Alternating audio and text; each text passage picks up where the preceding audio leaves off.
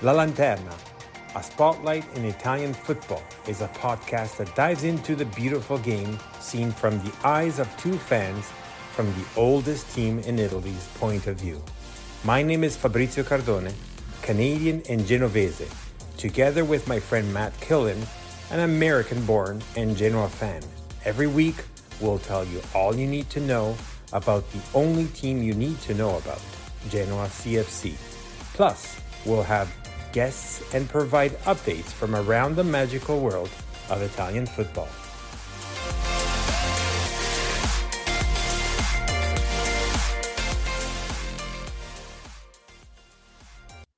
Benvenuti, ciao to everyone at La Lanterna podcast from yours and truly, Fabrizio, and my best buddy, Matt. Good to see you, Fabry. How you doing? How you doing? Hey, Matt. I'm doing well. I'm not doing well. Actually, no, I'm doing well. Of course, I'm doing well. I'm not happy because of whatever happened over Sunday. It was supposed to be like an amazing Sunday of soccer for me anyways. Yeah. Partially for Right, you. It kind of ruined the whole day then, huh? It did. I guess the whole Sunday was bad from top to It bottom. was a very bad Sunday, yeah. So I guess what I'm talking about for all the listeners is essentially we had a bad back-to-back, which was at 9 a.m. Eastern Standard Time. We had Perugia Genoa, which was, we're going to get into that soon. Yeah. And soon after that, at 11 a.m. Eastern Standard Time again, it was Canada against Croatia. Obviously, I'll talk, I guess we can talk quickly more about that one first, so we can get the World Cup off immediately. So Canada lost 4-1. The hopes were high, but the true fact was it was just hopes, because essentially Canada's first showing after 36 years, it was only the second showing in the World Cup. Even though it did a great show at the CONCACAF qualifiers, there was no experience from the Canadian team. But at the same time, it was exciting, at least for us to get a goal, which is actually, I think it still stands as the fastest goal in the World Cup 2022. So it was, I think, at the 92nd second. Yeah. So 1 minute and 32 seconds, something like that. Alphonso Davies does this amazing header. And it was just like, it started amazingly with this 1-0 for Canada against Croatia, one of the best midfields, I guess, in the World Cup. Yeah. And the hopes were high, not necessary to say that we would be winning, because I felt like Croatia was not doing as well as they could have, even though they started to do very well in the latter games that they were playing. Nevertheless, end of the first half ends at 2-1. I think the guys got a lot extremely demotivated and demoralized. Unfortunately, the coach was not able to pump them up, and then the second half they just gave in, and it ended 4-1. But good news on the other side was, before our podcast, we had 2 matches of the United States. So I'll let you talk about that one. Yeah, I guess if we're gonna bring the light in before the darkness, I suppose. I mean, today was a good day, and Saturday was, I think, good. So, and for anyone that cares so much about the U.S., some important matches. We had a draw against Wales, obviously, going into the weekend, and then a big match against England, which I was expecting us to kind of really take a beating on. We ended up drawing that match. Good draw, good result for us. It was a pretty dreadful match to watch, I think. There's a lot of kind of occupying space in the opponent's final third and not really doing much, and mishit crosses and stuff like that. But a draw is a draw, and we were very happy to have a draw against England. So I'm not complaining at all about that. And today against Iran, must-win game. Don't win, you don't advance. We actually had this kind of crazy goal with Kristen Pulisic, who at one point was actually rumored to join Genoa, actually, in the summer. That's right. He scored this fantastic goal. I think he also got hit in the crotch in the process. They had like abdominal injury was what they listed for a long time. Everyone's like, okay, yeah, we know exactly what that means. But it was a crucial win. Again, I think somewhat lucky to win at the end, the way we played in the last 10 minutes. It almost looked like Iran were going to get a goal. But I know, I was suffering. But I can't complain again too much. We're on to the next round, and we're playing I think the Netherlands with the first game of the second round on Saturday. Yes, because Netherlands came first in their group. US came out second after England. Sorry, I was going to say something wrong. And lastly, I think Canada still is going to play on Thursday, but it's just a show. Hopefully it'll be a win. Maybe not. I don't know. But it's useless anyways because it's not. We just didn't make it. Period. Yeah. But it's exciting. I'm liking watching matches day after day. I love it. Now I actually starting to get a small withdrawal because instead of having one game every 2 hours, we're going to have 2 games, and then they have to wait for 2 hours, and then you get another 2 games. But anyways, it's still good up until I think it's going all the way to Thursday. Mm-hmm. Then immediately after it's going to be the round of 16. Immediately after that, I think, if I recollect well, it's going to be the quarterfinals. Then there's a couple of days of stall, and then the semifinals, a couple of days again, and then it'll all end in 2 weeks' time. Well, actually, almost a week and a half now. It never ceases to amaze me. And actually, Fabry, there will be games going on Friday too, so there's not going to be a break in the action, I think, until like probably midweek next week or something. Yeah. So we'll have. I know I was really disappointed. I loved the. I guess it's like 10 a.m. in the UK and in parts of Europe, but over here it's 5 a.m. Having the 5 a.m. kind of game start times, I actually kind of liked it because like you could wake up. Look, I wasn't waking up at 5 o'clock watching the games, but like when you wake up, you can still catch the last few minutes of it, and then you've got like a little bit of sort of like pre-game programming leading you up into the next game at 8, and then you've got the next game at 11, and then you got the next game at 2. So it was kind of fun to have that whole kind of thing go on, and there's basically as soon as you wake up, there's already a talking point like there was with the Saudi Arabia Argentina game around this time last week. So, which, having said that, well, I love that, and we're going to be promoters of that type of being able to watch different games, even though they might not be that excellent type of matches. I have a comment for that, and that's a comment towards the Lega Serie B. Is like, okay, you don't even have Serie A now, so you obviously don't really care about what's happening for the World Cup. Otherwise, you would have been on break as well. But yet you're still doing this massive amount of games, one on top of the other one. So we'll soon talk about it anyways on the next match day.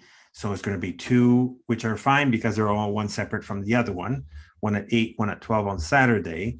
Then there's going to be one at 6:30, which is like the Mezzogiorno one, the spaghetti one.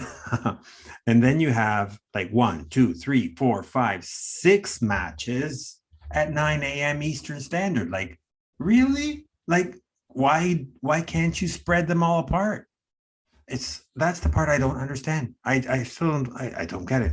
I don't get it. Yeah, I don't know. I get kind of, I contradict myself specifically with Serie B on this because part of me kind of likes the old school way of it.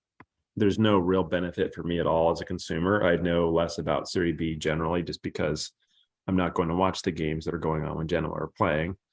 Right. And what is nice, I'll say, actually, having a Hellbiz subscription here in the US is that like when Genoa aren't playing, or when there's a little bit of curiosity for like the other matches around, it's really easy to flip between games. And so you can kind of hop in and out and you can look at the scores and which game is good and which game is coming down to the wire or which one's more important to the standings or whatever. Or even just to get a different feel for the atmosphere around the grounds. I mean, you can do that in a few minutes. So I don't know. I mean, I personally, when you're invested in it, you want that kind of wall-to-wall thing because it's just fun that way. You can kind of elaborate with all the games and watch them however you want to, but were you able to have them multiple screens at the same time? I think I could have. I've actually not done that yet. I should do that. 'Cause I used to do that when I was with when we had the zone, and I think maybe also Fubo. But anyways, I remember the fact that sometimes I would put four matches at the same time. Obviously, maybe not when Genoa was on, but it was interesting to have them. I mean, it was just cool. I'm not saying it's interesting because then the audio can only be on one, right? But it was cool to see four. It was cool to see if you, especially if you have a large screen too, right? Yeah, I know. I don't think they might have the four picture in one, but they do allow up to, I think, for some devices on the subscription. So you're saying that you have four screens? Is that what you're doing? Yeah, I've got one phone, I've got a laptop, I've got a tab. No, but I should do that. But yeah, so happy for the US. Happy for the US, sad for Canada. We knew about Canada, unfortunately. I honestly thought Canada were going through. Well, okay. One thing I realized when you were talking about the US that I at the time of recording of the last podcast, Canada had not played yet. Right. And the first match, so it was against Belgium, right. Which was pumped because it was like the opener and whatnot. And at the end, even though Canada lost 1-0, the hopes were up based on the fact that Canada played way better than Belgium. Mind you, that Belgium then sucked also the match after and they lost against Morocco. But, two penalties not given to Canada, losing only 1-0, etc., gave some hopes to say, okay, we are here and we deserve to be in this large show. I really thought they should have won that game. There were so many chances for Canada and Belgium. I mean, it was just completely against the run of play. They get that goal from Batshuayi, who's usually not clinical at all, by the way. And it just seemed like a total fluky play. I mean, it was a great ball. It's a great ball in, great finish. But I don't remember they have another chance the entire rest of the match that was like that. And that ends up being the decider. And I guess it's not decided yet, actually, if they're going to advance. I think it still comes down to the final match for them, too. But for Belgium, yeah. Weird one. So what should we do now? Talk about the sad 14 match day 14. Sure, let's do that. It's going to be take a few seconds, as you mentioned, just before the opening before we started to press the record button. Yeah, we're not going to really talk too much about it. Ended 1-0 against Perugia. I don't know. Is there anything you want to say about it, Matt? Not particularly, I guess. I mean, it's remember, I was listening to the podcast, the previous podcast, and you said something, and I was going to say, oh, we should have used that as the title for the podcast, and you said it's either win or Blessin out. Well, so I mean, this is, I think, where all the conversation has been, right?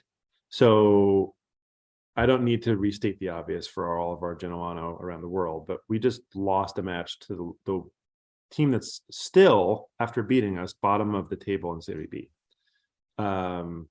We had a week to prepare. We had that off week in between. This was a game that we really, even a draw would have been, I think, the same reaction. And, there's been obviously a lot of comments, a lot of conversation. I will say, before the match, I think there was a little bit of hope, because I don't know if you had heard this rumor, but it mainly bore out, at least in the first formation that we had to start the match, of, okay, Blessin's going to try two strikers. He's going to try Coda and Puskás, and I think the rumor actually at the time was that Aramu would be playing in the trequartista role as the number 10. Aramu actually didn't start in the match, but we did see Puskás and Coda both starting up front. And so, correct. The big thing I think that we were all saying and all screaming for was we really need to make a change. We're not adapting. Our formation isn't working. Unclear exactly why it's not working, but it doesn't seem to suit our players, at least from the last several matches. So seeing this change to formation, was an encouraging sign, but obviously it really didn't matter all that much. And for some reason, we continue to see Guven Yalchin in the starting lineup and all this other stuff. So I don't know if I want to get too much into the nitty gritty of the match itself, because I think it sort of, It speaks for itself. it kind of speaks for itself. Exactly. But, the interesting thing this week is really what you just said. So as soon as we lose that match, I think sorry, let me just add one thing about the match itself. Go for it. Yeah. Personally, it's only a personal thought. Okay. Is the players just did not do it. That's not a personal thought. This is something that I think is really a problem. And I kind of feel like I've been saying this for a little bit, but I don't know where the quality is really anymore in this lineup. I don't. I hate to say that, but like when you look top to bottom, you look at the performances we're getting. I'm sorry, but it's not like we have all of these like really skilled, oh, we know this player can perform this way, but he's in a slump. Like, I don't see it. I mean, maybe the best player is Bonnie, maybe Goodmanson coming off the bench in the second half. Like, I really for the match. Oh, for sure. Yeah. And it just, I again, we don't necessarily need to get into the specifics, but I'm with you on that sentiment. I think we can talk a little bit more about that in a second too. Well, let's say I'm going with this. in just to close it, I guess, and because otherwise we're going to just rant forever. But essentially, my sentiment is to add to what you just said is like, perhaps we were a little bit more pumped to what the reality is, meaning that we thought, or the thought in general, it's not only ours, in general, even for the experts and so on, that the team was prospected as better than what it is, maybe and perhaps, and it definitely, contrary to whomever did not like Payet, we're feeling we miss him. Yes, we definitely miss him. A drastic change since he's gone, since his injury. And definitely that means that we're going to have to dip into the market in January for a left back. There's no question about it. Yeah. Having said that, what I was also alluding to was the fact of, was there some sort of level of mutiny against Blessin? Oh, interesting. And that's what I meant by saying they didn't show. They didn't show up in that way. I mean, I mean, it's funny that was your take, and my take was, well, they haven't been showing up. Yeah. It's basically kind of how I went with it.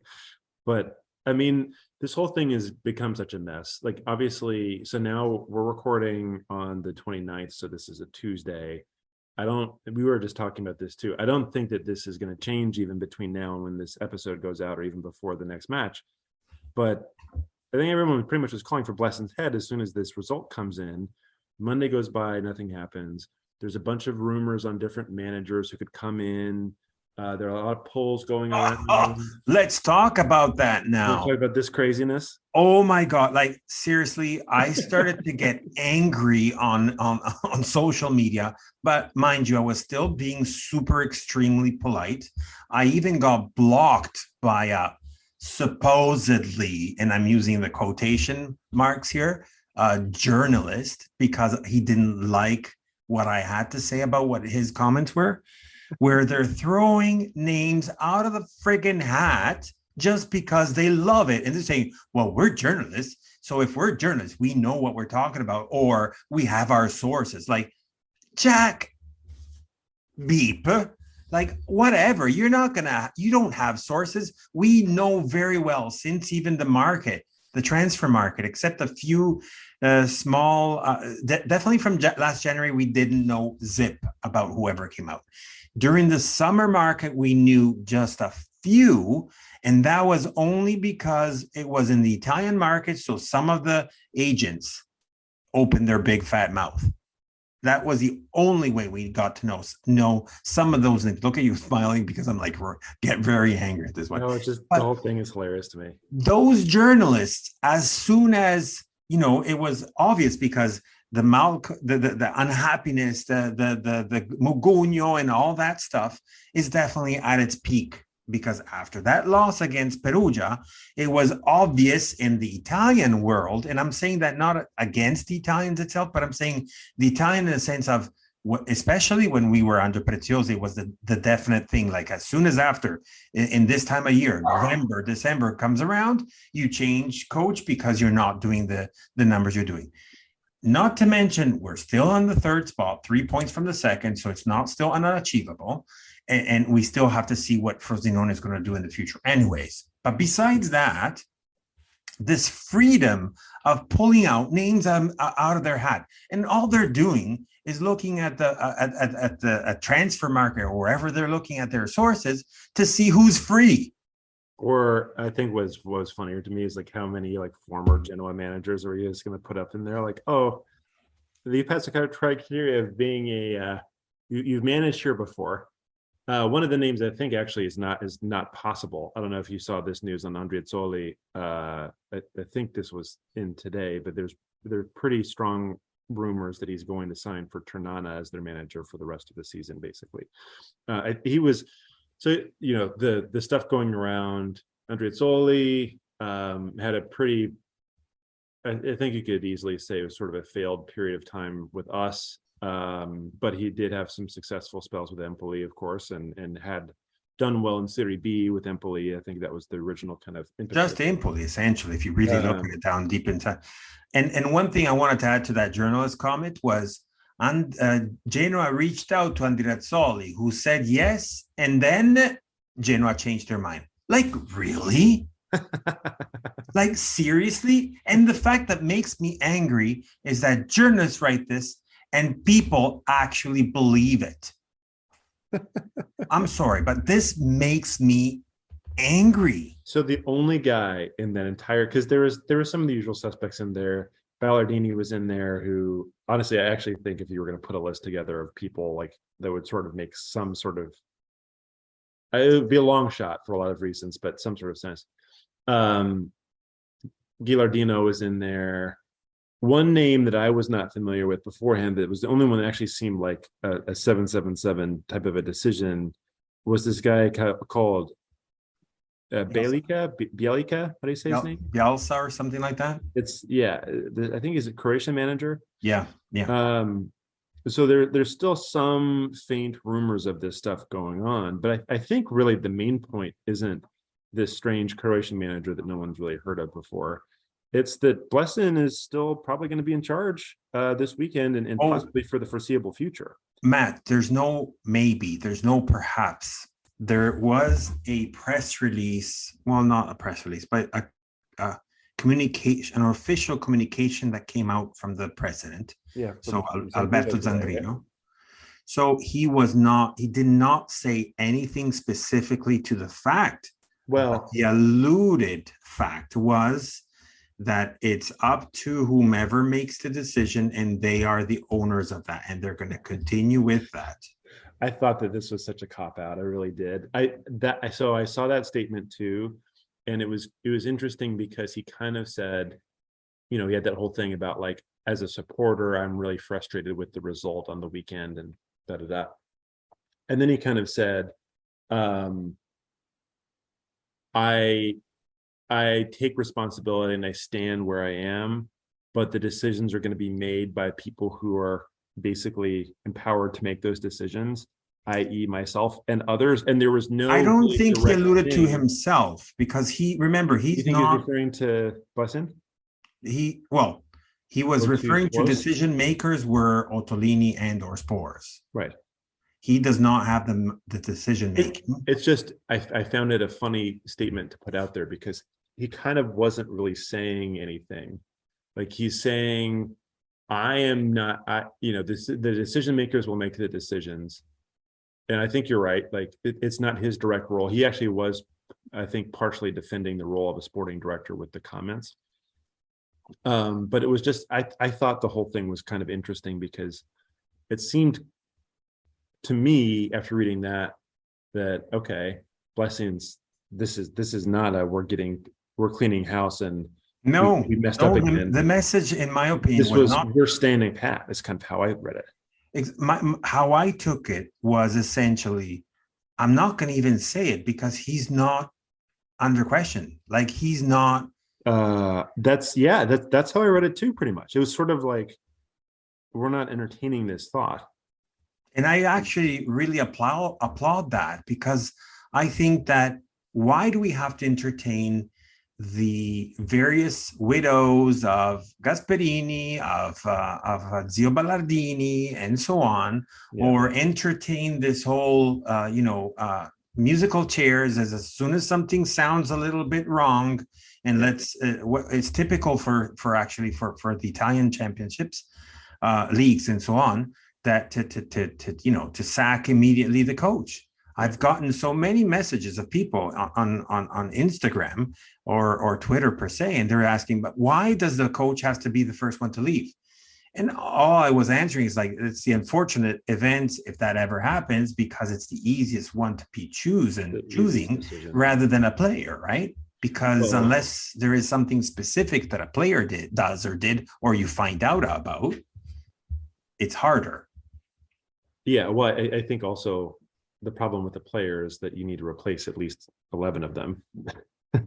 Well, yeah, there are people talking about if we do find out who was doing the idiot in the locker room, and that's why they did these bad shows against Perugia, and before that with Regina, and before that, and so on. These guys should be punished and not being that's played. actually happening. That's 100% right. I mean, that's not something that should be remotely tolerated, but I don't know. I mean, I guess going back to your original point with this whole thing, I think the sentiment coming into this match, we had been struggling. Granted, we were sitting in third. We are still in third. We'll talk about the league standings in a second. We're still the same point difference off from first as we were at the last match. We're 5 points off of first. Actually, no, that's not true. We're 8. We lost 1 point because we lost 3. And well, no, right. That's right. Sorry. Frosinone tied in the last match. So we're 8 points off the top. We're 3 points behind second, which is an automatic promotion place. All is not lost. But I think the reason why there was so much vitriol, and I was fully behind this and still am, is that when you watch the product and you look at what we're seeing on the pitch and how we're performing and what we're doing, it just basically fundamentally doesn't seem like it's worked the last 4+ matches. I mean, even going back, the last match that probably gave us any sort of real joy was the match at Cosenza. And that was a match where we had kind of like a wonder goal from Strootman. We had an early red card, and we were playing a team that I think we were expecting to win, and we did win. I think that shows the quality that you were talking about earlier, says the fact that the quality is not there, and that's where those are showing up. But in my opinion, where we're starting to see, when we have started to see some sort of turnaround, was at least since the Brescia match. Yeah. So halfway through the Brescia match, and then after that, it was 1 tie and 2 losses. Yeah, right. Yeah, I think that specific run has been kind of brutal. So something happened about that time. Right, because we were actually on course, as you remember well, to win that game. Brescia get a very late goal. We lose at Regina, which was kind of an important match, and that was one we were both pulling our hair out in. We drew at home to Como in a game that we had no business getting anything less than 3 points on, and then we followed that one up by losing to Perugia, the team that followed this one, which we were like, and not very well away too, right? Not, by the way, deserving to win that match. Like, this wasn't something like, I don't think we had any business actually winning the game at Perugia. No. And I think like the concern basically from a Genoa fan perspective is stasis and or regression, because we know how closely packed the rest of this table is. And if you go all the way down to, you mentioned Südtirol, who will be playing in actually about a week, the game after this one, they're literally 2 points behind us, and they're in 8th place. Ascoli, who will be playing after Südtirol, are in ninth place. They're 3 points behind us. Well, no, even if you look at it from an easier perspective, if I may, Matt, if you look from us, so the third spot to the 19th spot, there's about, it's 11, but let's say, to make it sound nicer, there's 10 points difference. Right.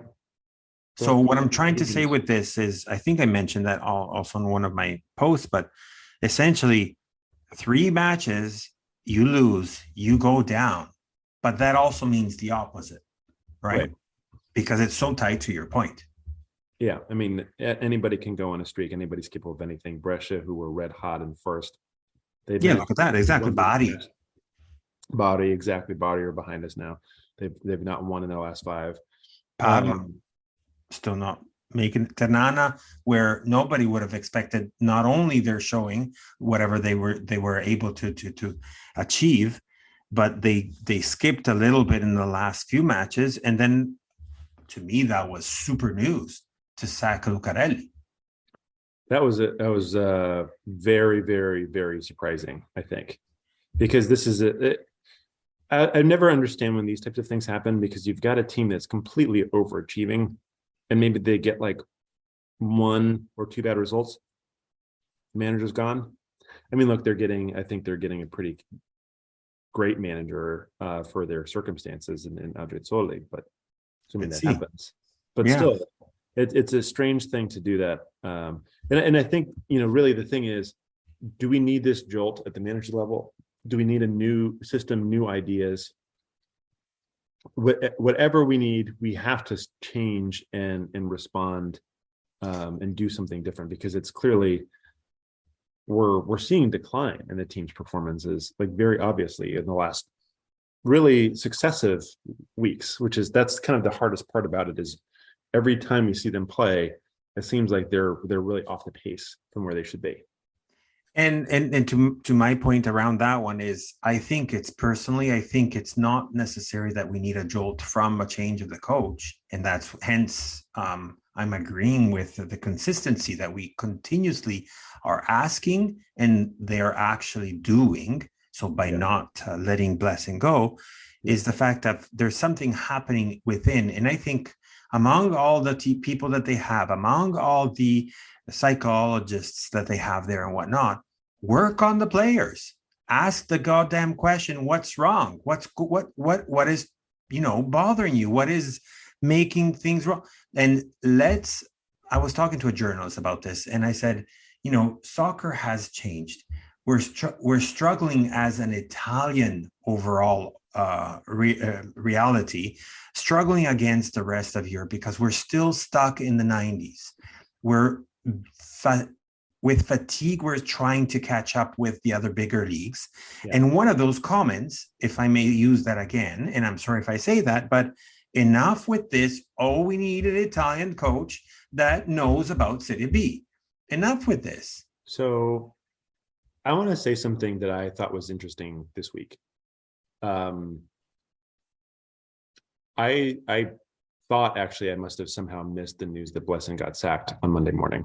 So I typed in Blessin on Google. I just was curious. And I go, like you do like the little tabs and there's like the news thing. So I went to that, and the first 2 or 3 articles on there were not in Italian. They were in English, and they were from like various kind of like local papers about how, I think mainly in particular, Rangers were kind of excited at the possibility of signing the man they missed out on in Blessin. And I thought it was kind of fascinating for a second. Oh, really? So Rangers apparently, when Steven Gerrard left them last year, or possibly this was something they wanted to do another period of time, I think it was though this time last year or so, they were really seriously looking at him because of his record at Ostend when he was in the Belgian league, and presumably also his pedigree with Leipzig and what he's done there. And so there were actually a lot. I'm saying a lot. I saw 2 or 3 different articles with the same sort of conclusion of, oh, isn't this interesting? Because Rangers, I think, recently sacked their manager again. It was a bad run. Maybe we can actually sign Blessin after all, because Genoa might sack him. And I'm not using this as a way to say, well, clearly Blessin's a great manager, No, but no, I get your I point. think it was really interesting for me to actually see that. See, these are things that people in Italy don't see, would not see. Well, yeah, I mean, you wouldn't think it either by watching the club, but I think the takeaway here isn't necessarily that Blessin is the answer or that we've got the right way. I think it's interesting to kind of consider the fact that they're right. The quickest answer might not be the best answer, and I still maintain I think there's some structural problems with the squad itself that have been challenging. You're very right. I think that's one of the better points. Payach being out almost directly correlates with our drop in form.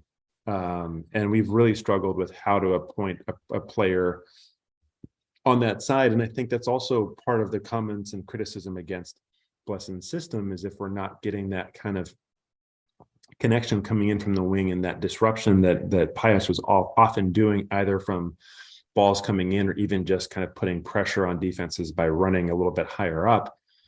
And sure, it's just the left side of the pitch, whatever. But we're not seeing that formation really adapt or change. And I get that criticism very well. I think there's a lot of stuff that we have not reacted well to. We've not found the right combination on. Our players have looked out of sorts. Players that we've bought have kind of looked kind of like, did we buy the right player? Are they in the right position? Like what's happening? So there's a lot of reason to say, I don't really get what the manager is doing right now. No, and I wanted to something that you just mentioned a few seconds ago that just caught my attention for a second there when you were talking about, in the last showings and whatnot. Yeah. I wanted to quote a couple lines of Zangrillo from his statement there, where he said each one of it was, so we have to read within the lines, because if he's saying certain things, he's saying them not just to shut people up, it's because there's some sort of truth within those words. So he says each one of us in our role takes responsibility. We can all make mistakes, and we all are called to always do our best. And now, most importantly, he says, the secret of success is always to be happy together. Perhaps in November, that is what we have lacked on. I did see that as well. I thought that was kind of a really interesting way to. So that to me means there's some unhappiness happening there, whatever that might be, whatever the reason around it and whatnot.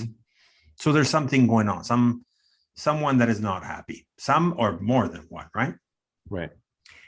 Anyways, match day 14, just a quick recap, if I may, Matt.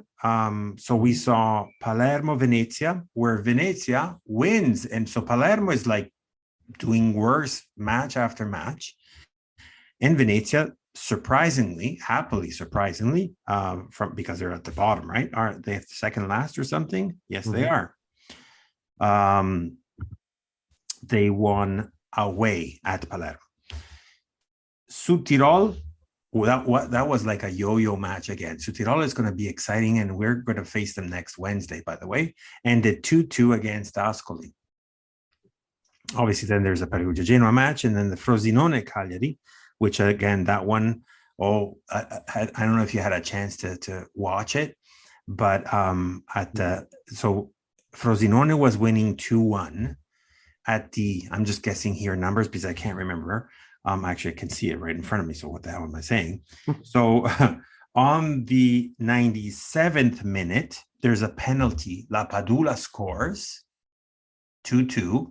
1 minute after that, so 98th or 99th, there's a third goal by Cagliari, which gets disallowed. It was like insane. At the end, it ended at 2-2. So I would have been more happy for the 3-2 for Cagliari, but nevertheless, ended 2-2. So it calmed the Frosinone a little bit.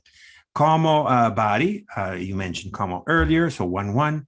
Cittadella Cosenza started with Cittadella, which is our guest coming soon, started with the 1, and then Cosenza was able to tie. Then we have the Brescia Spal. Brescia cleared that out with a nice 2-0. And then Regina Benevento ended 2-2. So thank you, Benevento, for calming down also Regina. No offense, obviously, to Dave from the Regina. No, we needed that. We needed that result though, big time. I mean, and then big surprise match. Apparently, I didn't see it, but apparently, I was listening to a podcast, and they're talking about Pisa Ternana and 3-1, an exciting match. That would be interesting. I guess that's the reason why Lucarelli got sacked. I don't know. And then last but not least, Parma losing at home against Modena. I mean, again, it's a remarkable league season so far. I mean, remember Pisa were bottom of the table and kind of like seemed like they were adrift already. They're already now halfway through. They're at the 10th spot. 10th spot. They're 5 points behind us. They're 3 points off of promotion places. Yeah. So, they were right when I heard a comment to say Serie B is a marathon, while Serie A is the stretch run. And that's the thing, I think, when you look at where we are right now. So I still believe, I think a change in manager is something I would generally like to see, although a part of me actually really respects the steadfastness with the decision making of Blessin and sticking beside him. And so if they really do decide to do that and fully back him, maybe with some additional players in January, I think that's actually a really encouraging sign as a fan. But what I'll say right now is Fabry, to your point, we're 14 matches in, we're sitting, I think, pretty well in third right now. We're off at least a win away from hopping into that second spot. Our goal differential isn't crazy, but it's not bad. I think there are things to kind of look at where we are in the season, given we're now 14 matches in, and even just kind of look down a little bit at where Cagliari are in 11th place. I know, they were just behind us. Look where they are now. They dropped down. Where Venezia are, even after winning this past week. Right. In 19th place. And consider, like, these are two teams that we were just in the league with. Cagliari were really, really heavily tipped to be. I think the odds makers didn't have them that far behind us, honestly, to win the league. Yeah. And they're not that far behind. They're off by 5 points. But I think we desperately need a result. It's been 4 straight matches without a win, which is not acceptable. I think that's just a reality. But we're by no means out of it. So absolutely. On this positive note, I'm going to say we're going to go on our break, as we're going to have our super special guest coming on all the way from Cittadella, or better, actually, he'll tell us where he's all about, where he is actually on the West Coast of being North America. But let's go to our quick break, and we'll be right back with our guest.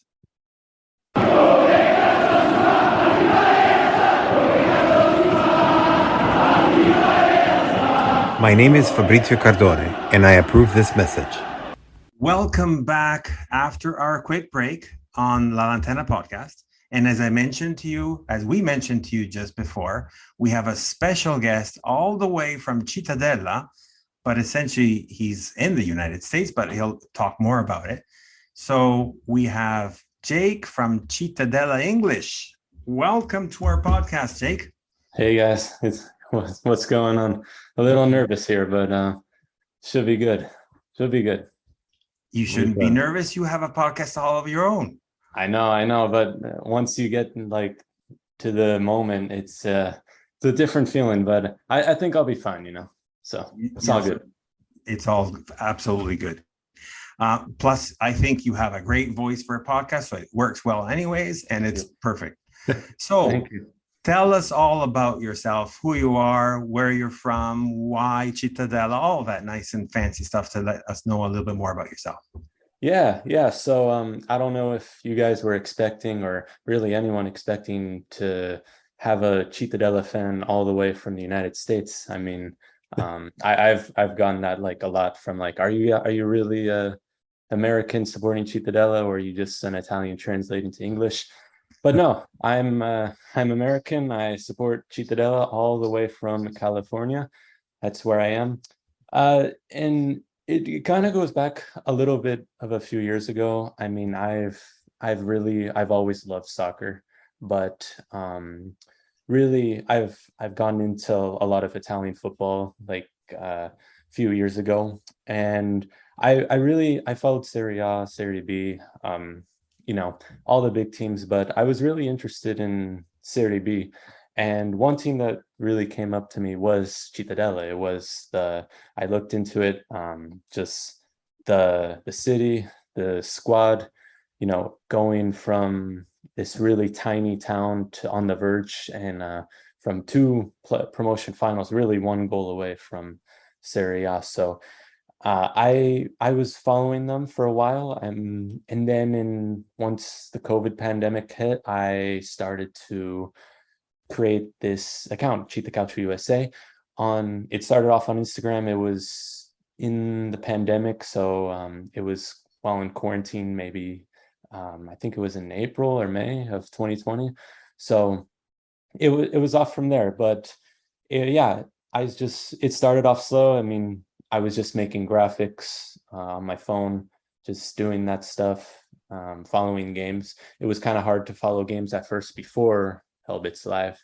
Yeah. But after that, Lucky you guys, by the way. I know Yeah. Fabry is jealous every time we talk, because Yeah. you guys can actually just watch the games and you have to get on BitTorrent or something and pull it off of some strange like Pakistani site or something like that. Well, that's So one way. I'm doing a little bit a half legit their way, but nevertheless, it's still.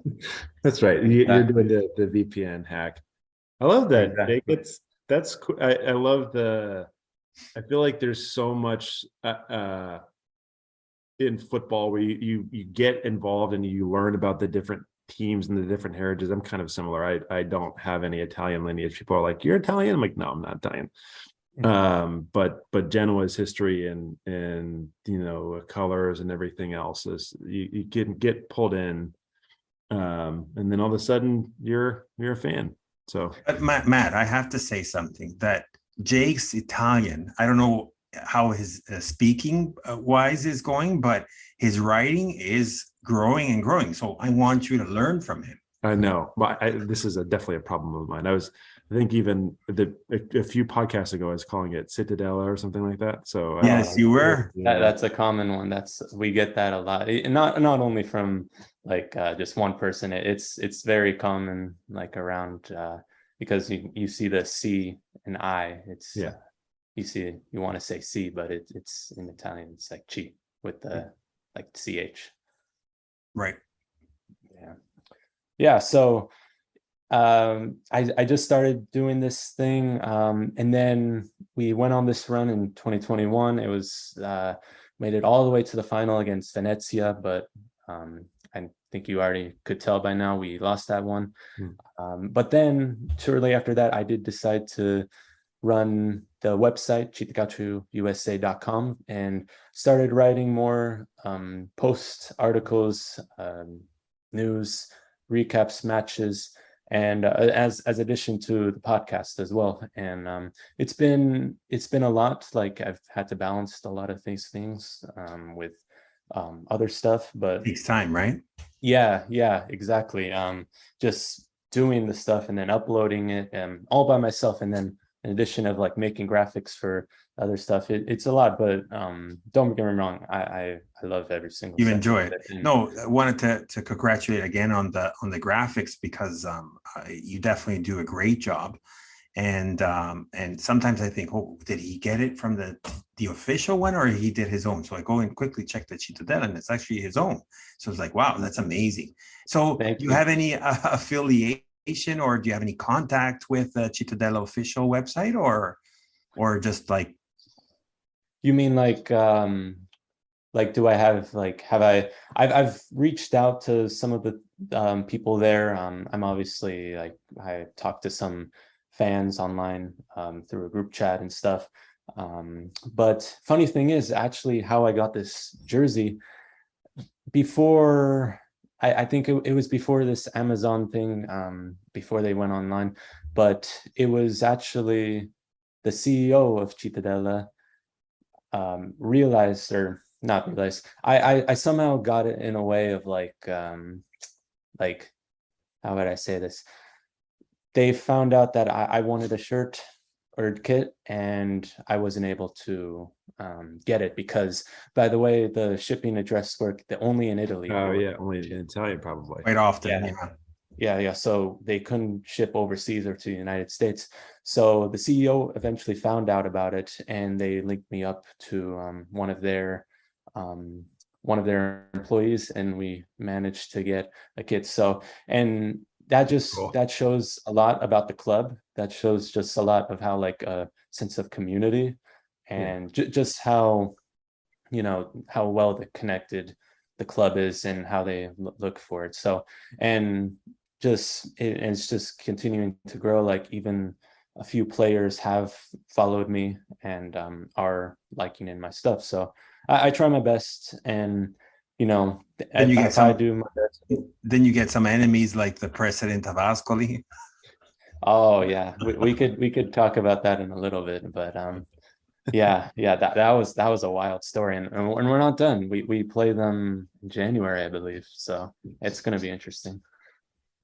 We've got We're gonna play too. them soon too, I guess, right? I think 10 days from now or something like that. So not this Sunday, which is against Cittadella. Then we have the midweek match against Sutio, which will be another interesting one. And it's on a Thursday, because Thursday, okay. Fabry next Thursday, which is, it's a little odd because you don't see that often. No, not really. Yeah, I was talking about that with Matt just before on the first half of the podcast, where I was quote unquote complaining about Serie B not spreading well enough, at least during the weekend, the matches, and having them all like one after the other one, as if we were playing with Serie A as well. So I always thought it was Serie A, maybe, that it was like imposing Serie B not to play on certain, time frames, but I guess not. Doing our thing, I guess. What's that? Said Serie B is going to Serie B, I guess. For sure. So Cittadella, how do you feel about this year compared to the last couple of years, which it was just like, for this much you didn't make it to Serie A, but what's happening this year? Yeah, so it's definitely not the start or the current situation that we all wanted. Past years, ever since we got promoted to Serie B from after getting relegated, so going straight back up to Serie B in 2016, this is actually the worst start since getting promoted there, with 16 points from 14 games. 14 games. So with 16 points, it isn't like I said, not the greatest start. We currently are dealing with some injuries, most notably Enrico Baldini, our playmaker, our goal scorer. He's out with an ACL injury, so likely he'll be out for majority of the season, if not the rest of the season. So not ideal, because during the summer mercato, we were really trying to focus on improving our attack, because towards the last part of the season last year, we were not scoring many goals. We weren't conceding many goals, but we were just having a hard time finding the back of the net. So losing a player like Baldini, which would have provided the goals, and also Raul Asensio, which is also has an injury right now, who were former Genoa, no? Yeah, exactly. We were expecting to find the goals this season. He's out with an injury, so we don't know how long he is out for. And then, Carlos Sambalos, same thing. Another injury, hasn't gotten much playing time. So there's not much goals being scored. Our defense is playing better, with the experienced center back, Romano Perticone, in the back. I really like him, but finding the attack is something that finding the goals, I'd say right now, is something that we're lacking. Oh, we feel that very hardly. So another quick question, and then I'll leave it to Matt if he has any other question. But besides the lesser type of points compared to the past years and whatnot, do you feel that this is a different type of Serie B season, or is it more or less the same type of Serie Bs that you've seen so far? Oh, well, this is probably one of the most competitive Serie Bs in a long time. And the thing about Serie B is that, and not many people realize, you're not gonna really run away from the league. An exception for maybe Benevento, that one year during COVID, Yeah. 2019-2020 season, they were like 20 points clear by February. So it's very unlikely and very odd to see like a team absolutely run away with it.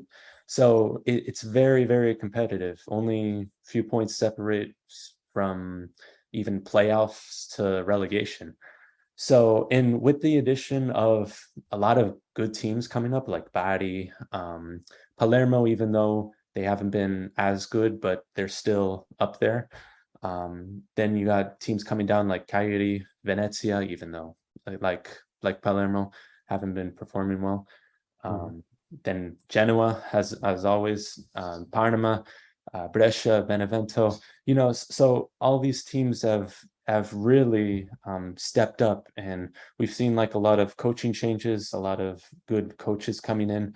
So it's definitely a much more competitive Serie B. And honestly, I'm kind of happy Monza went up last season, because if Pisa went up, I feel Monza would have been just another really, really difficult team. Not saying Pisa is a bad team or easy team, but Yeah. just Monza, with the amount of like money and the ambition they have, Politics. it would have been a nightmare. So The Berlusconi factor. I think we can call it a spade a spade. It's yeah, exactly.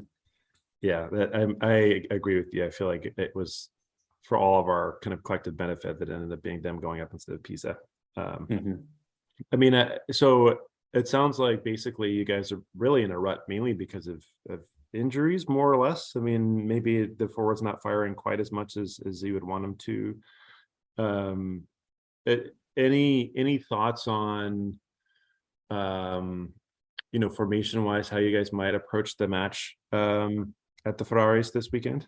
Yeah, well, injuries I think is just one part of the story. Yeah. Obviously, Cittadella is one of those clubs where we like to buy from a low price and sell for a high price. You've seen it many times. Even we've sold some guys from us to you guys, Alberto Pagliari, Kwame a few years ago. So Still miss Kwame. Wish we still had yeah, him today. yeah. Oh, we could really use them right now.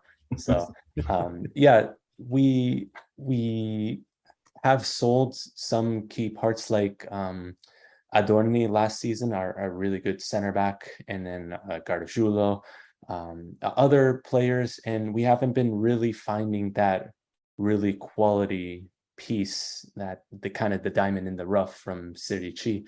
I feel we've had some decent players, but not like maybe Baldini or like Kwame, for example. But another issue that I think we're having this season is the lack of, or the absence, I'd say, of Roberto Venturato, which was our coach that I was took going to us ask from you. Serie C from to barely missing out on Serie A.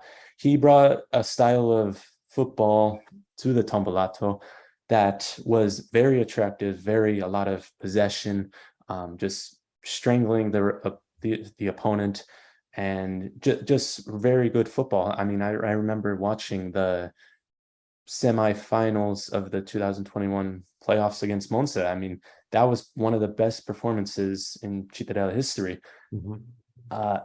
Now that we have Gornini for 2 years, first season was okay. We didn't make playoffs. However, it was his first season, so we could give him a little bit of a break there. But now it is entering a second season, and just the way we're playing is not satisfying a lot of fans. A lot of fans are getting upset and starting to say Guarini out, although I think it's a little too early to say that.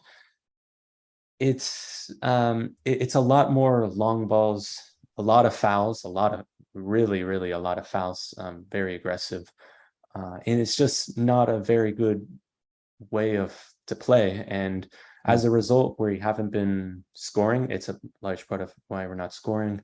We're we're just not playing well. And I think a lot of that comes down to the coach and simply, well, Guarini is not Venturato. It's not it's hard to replace him, but right now it's not satisfying a lot of fans the way we're playing. So news. Sorry, Matt. Sorry, apologize, but news flash. But definitely not for you. Venturato is free. He got sacked by Spal just early on in the season. So maybe Venturato is Cittadella and Cittadella is Venturato. Well, I mean, look at Pisa. Look what happens when they brought back Luca D'Angelo. They went from 20th. Now they're in 10th, only a few points off, and they haven't lost with them. So, I'll leave the door open, but I don't know if hard to say. Yeah, exactly. Sorry, Matt. No, I was just gonna say it's funny because I feel like every week it doesn't matter who we're talking to from a fan from another team. It's kind of like, oh yeah, that sounds kind of familiar. I think this week it's we're tired of the way our team is playing. We need to get the manager out to change our style and our shape and everything else. And I feel like we're in the bucket of a fair few fans of Serie B teams right now and wanting to see something different and see a little bit of change, because we all really need that competitive edge right now. We need something different. Well, I was telling Matt before in the first half, Jake, about the shocking dismissal of Lucarelli by Ternana. I was like so surprised about what, like, for a team that no one was expecting to be in the top part of the table, and then you see just after 2 losses to get him out the door. It was like, whoa. Yeah. And to think I think they were first for one match day. Until I think you guys played them and Coda scored. What was it, Coda? I think it was, it was Coda, right? Coda, yeah. Coda did score. Yeah. That's right. Yeah, so it's interesting. It's really interesting how it's folded. I'm really surprised of how Frosinone keeps winning. And I think everybody is. We're still saying, okay, it's going to happen now. They're going to start to drop. But they have keep winning. Well, they have gotten 2 ties now in a row, but no one's catching up to them for some reason. They dodged a big bullet last weekend when Coyote scored 2 stoppage times goals, but VAR called back one of them. So yeah, it was crazy. But I'm really curious to see how long they could go, especially as well as Regina, and maybe if Brescia could get back in there. So it'll be interesting. Well, their next couple of matches too are going to be kind of challenging ones. They have Südtirol this Sunday, and Regina just following that in the midweek game, actually. So interesting. Maybe we'll finally see, and actually Pisa and then us. So we'll see how Frosinone look, I guess, after the next few match days. Even from a Südtirol perspective, so they have, you just said Frosinone, and then they have us. Wow. Yeah. Südtirol, I think, have a pretty packed schedule themselves in terms of who they're playing next. Quite still surprised about their 8th spot. It's just something like what Cittadella did a few years back too, right? Yeah. Probably the best chance to go up to Serie A. I feel it was probably the 2019-2020 season when we lost last minute, 120th minute volley from Frosinone at home. We were on minutes away from advancing, and volley, top corner, game over. If we had advanced, we would have played Pordenone in the semifinals, which they haven't been to Serie A either. So I feel like we could have won that, and then we would have played Spezia in the final. Same thing there. Pordenone, your neighboring city too, right? Type of thing. A little bit, yeah. A little bit, yeah. Not too much, but close enough. I guess like Spezia for us. Right? Spezia? Sort of, yeah. Yeah. So match day 15 sees Cittadella at Genova at the Ferraris. I remember messaging to you a few times saying the excitement and at the same time a little preoccupation of facing the team as Genoa as it is, but especially because it's at the Temple. We call it the Temple. of the Ferraris with this humongous stadium compared to, obviously there's no offense intended on this one, with the small Tombolato. So what's your feeling getting into the match? Yeah, well, once Genoa got relegated, we immediately said like, wow, Genoa, it's going to be a very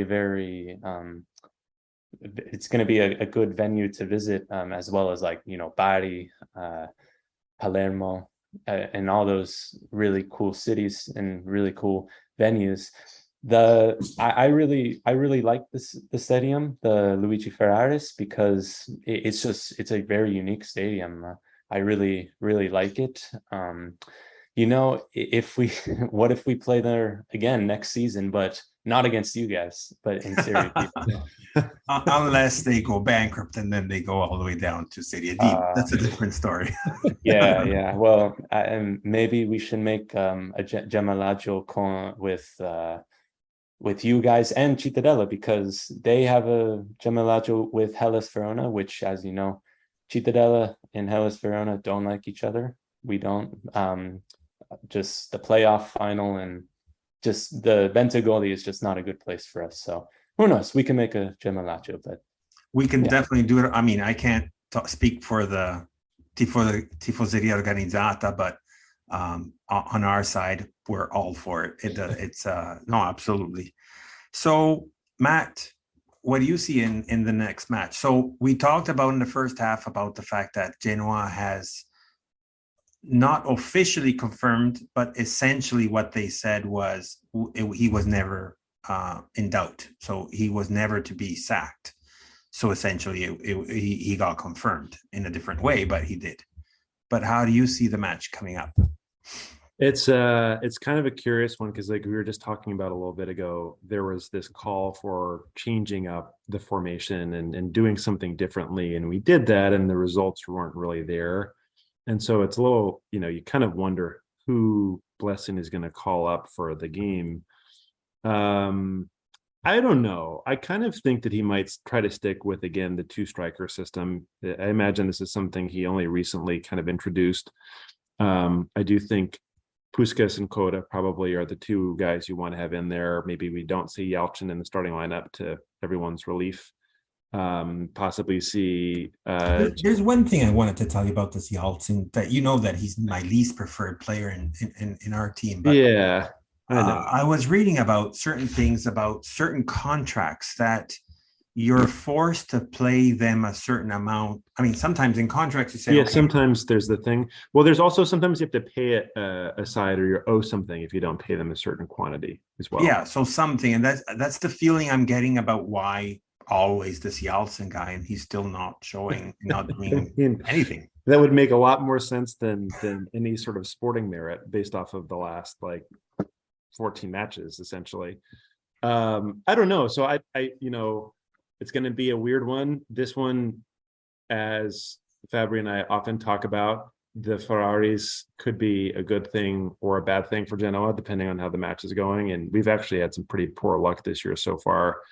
There have already been some some Blessin. It was like the Blessin game over sign this morning, which was, I really didn't like to see that. But there's probably going to be more of that happening within the grounds, I would imagine, maybe on more of an individual level. So it could get ugly. I don't think it will. I think Genoa will win. I don't think it's going to. Don't go to Oh, we're doing that part. Okay, we're not doing that part. All right, I'll hold on my predictions. But okay, you just heard what my prediction is. But I do think I don't know. I don't think Blessin's going to go straight back to 4-2-3-1. I feel like that would be strange.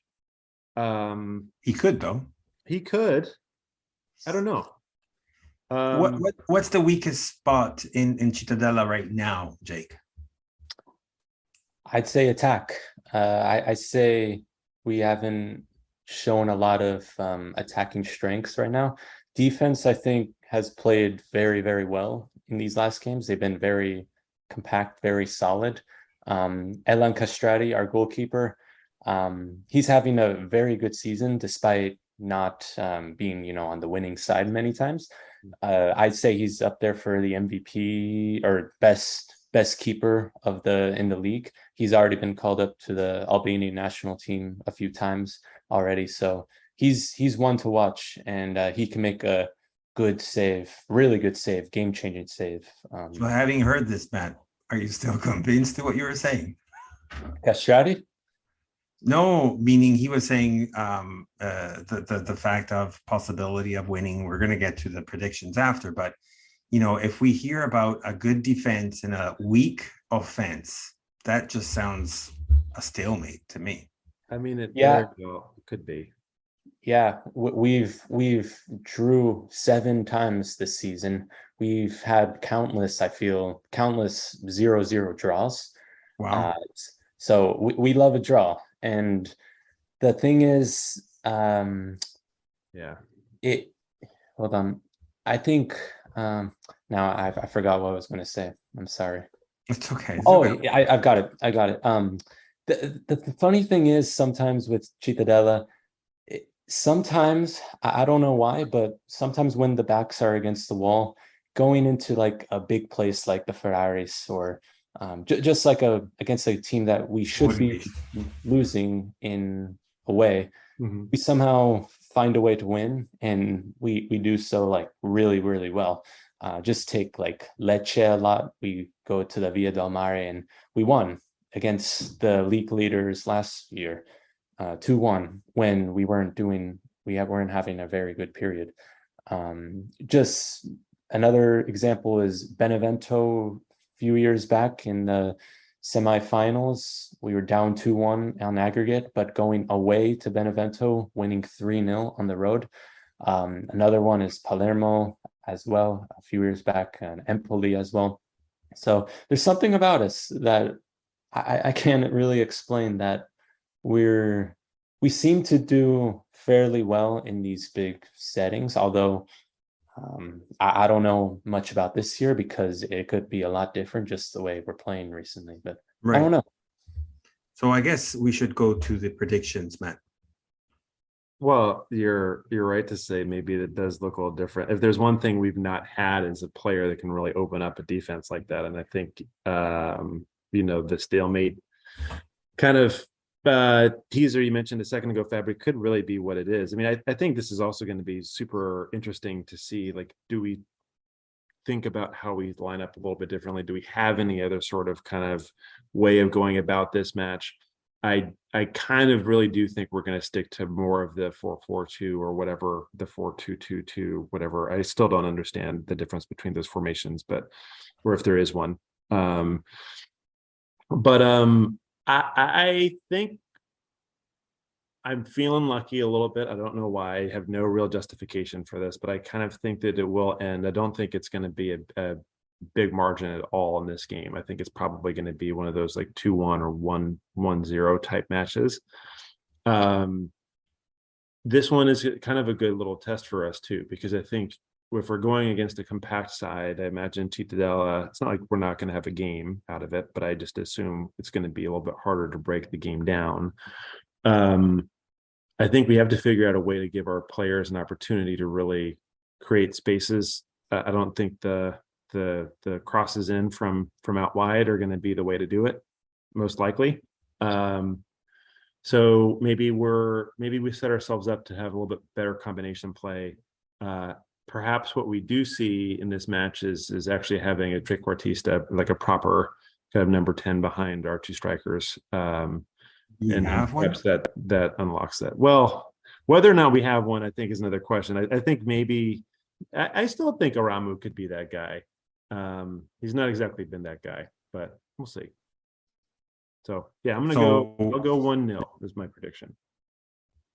So against Enrico, our former guest from Vietnam, where he was saying, I don't want you guys to talk about, we're still going to continue to talk about predictions. Just I'm mentioning him because he continues messaging saying, don't do that. It brings bad luck. I have to like basically out myself and say, like, I do not speak for all Genoano. Right. 1-0 scores by? I think Goodmanson will be back in the starting lineup. And I think he will get the goal. So Jake. Well, recently, or this season really, we've dropped a lot of points after the 80th minute. Just last weekend against Cosenza, 81st minute, Venezia, what's it called? Cagliari. So I don't, if it is 0-0 or 1-1 towards the 80th minute, I don't know how confident I am of closing out the lead, or if we are having the lead and having to push forward for a goal. If we get scored on first, I just don't know where the goals are going to come from.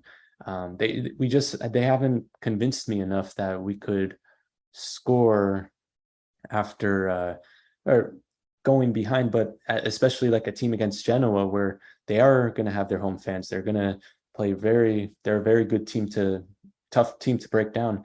So I think whoever scores first in this game will get something. And I want to say the 0-0, but Could see that happening for sure. That's definitely within the realm of how we've been playing as well. Yeah, and I think Matt, I'm gonna do like you as well, 1-0 for Genoa win. Okay. Goals. I'll say Coda scores, because why not? The guy always scores. So We wish a little bit more, but that's a different story. I also think that it's probably going to be a first half goal. They'll somehow score like maybe in the first half, and then it's going to be second half just of trying to break down the defense. But I don't know if we'll be able to do it. So 1-0 for Genoa is my prediction. For me, it's going to be a tough one, because based on everything that has happened so far with the coach situation, the fans' unhappiness, and the players, which you're still not knowing if there's some sort of like a mutiny going on or revolution or something that we still don't know very well. We've only seen this last statement from the president that just showed that there is cohesion. They still want Blessin and they still believe in him, even though it wasn't used those words themselves. So as we say in Italian, I see it as a pure tripletta, which means it could go absolutely either way. And it means either for Genoa to win, either a tie, or even for Cittadella to espugnare il Ferraris. And that's based on the fact that I'm not able to pinpoint where we are at, because that's the feeling, as we said in the first half, like that, the feeling that we had for Perugia was, okay, it's the revenge time. Now we're back on track, and it did not happen. So it all depends on what happens in the locker room. If they're able to get the players back together, then I can see the 1-0, just because we're not able to score these many goals that we were hoping for, or a tie because they're still like shaken up, or if they're still against the whole decision and whatnot, it'll just like let it happen as it happened with Perugia. So letting it go through. So I'm for the first time, I'm not able to give a prediction. Obviously, my heart is going to say I wanted them to win, because I want this reaction. I want to get out of this dark moment and whatnot. But I don't know yet. I don't, like, as of today, and as you said, we're recording on a Wednesday evening. I don't know yet where we are at with that respect. And we're not going to be able to know that until we see them start the match and play. It'll be a really interesting one, I think. I mean, you mentioned, Fabry, if there's actual mutiny happening in the locker room or not. I mean, that could completely change how this match goes too, if it looks like that too. But we'll see. I don't know. I mean, it's I still am a little bit dumbfounded by, not in a bad way, by the statement today of really, we're sticking with our group and this is what it is. I wonder how that was received by the players at Genoa as well, and how they're going to respond to that. So absolutely. So before we go to the wrap up of the podcast, I want to quickly mention about the next matches for the match day 15, where let's not forget that we also have a middle week right after that. So I'm not sure when we are going to be able to record. So I'm not going to talk about the midweek. Otherwise, we're going to take forever just to talk about the next matches coming up and whatnot.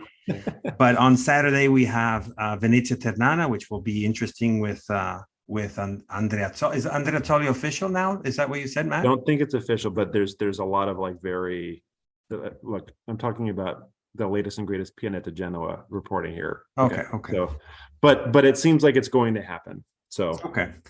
And then we have a big match, which is Cagliari Parma at 12 noon our time. On Sunday, the Mezzogiorno one is a Spal Modena. And then we have Ascoli Como, Bari Pisa, which will be an interesting one, I think. Mhm. Brescia Regina, which I hope that the positive streak, I don't know, because if they win, Brescia means that they're still going to come up fast. Maybe I keep them down with a tie. I don't know. Yeah. Cosenza Perugia, that'll be interesting. A little bit an early stage of relegation battle. Obviously, there's the Genoa Cittadella. Sud Tirol Frosinone. I want our friends from Bolzano to just kill them. Plus, they're at home, so. Does anybody not like Sud Tirol, by the way? Do they have like any natural like enemies? I feel like everybody loves Sud Tirol. I think Trento and Serie C is their main rival, but I'm not sure on that, but I think that's like their main rival. But well, definitely Trento, Triestina, maybe no, Triestina, no. Trento, just because in Trentino there are two provinces, so there's the Bolzano and the Trento. So right. Therefore, it's like our La Spezia for us type of thing. Right. Then we have Benevento Palermo, which it's another one that I don't know where that's going to go. And then we have the midweek after that on the Wednesday with starting with Ternana, Cagliari, and all the other ones. But yeah, it's going to be a tough one, as we've said before also, and even Jake added to that by saying that it's very close and it's hard to find the runner that is escaping from the rest of the group. It's happening a little bit with Frosinone, but we want that to stop. And I'm not going to stop saying that, but we wanted to thank you so much for joining us, Jake. This was a pleasure, a great addition to our guests. We're definitely going to call you back for the Ritorno.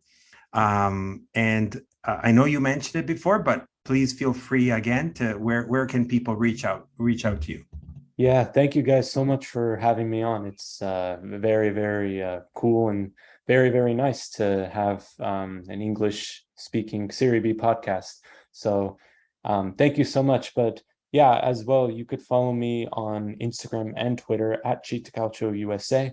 And you could visit our website at CittaCalcioUSA.com for more news articles, match previews. I'll have a match preview up for the Genoa match, so we could be sharing that on Instagram and Twitter. So you could also, great, if you can't watch the game for whatever reason, whether it's you're out of town or can't watch the game or don't have Helbits live, you could watch.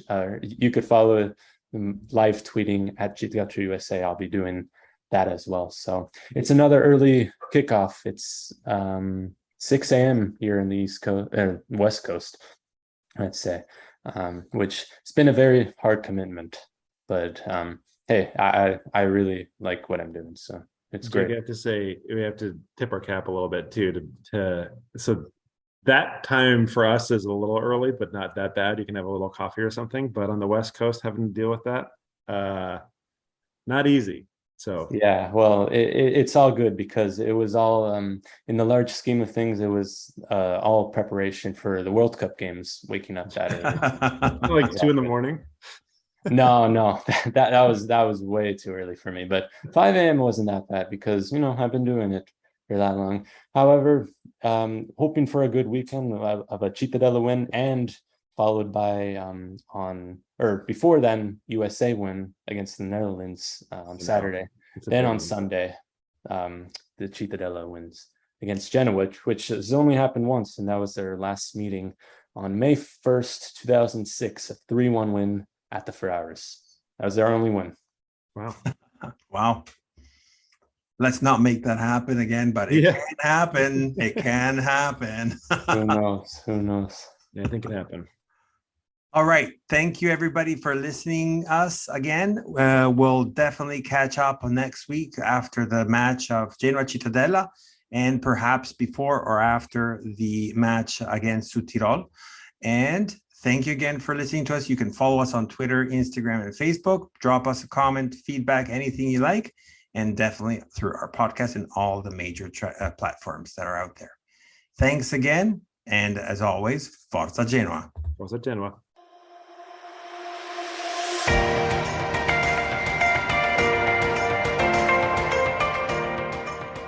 You've listened to La Lanterna, a spotlight on Italian football, a podcast powered by Genoani Si Resta. Thank you for listening and see you next week.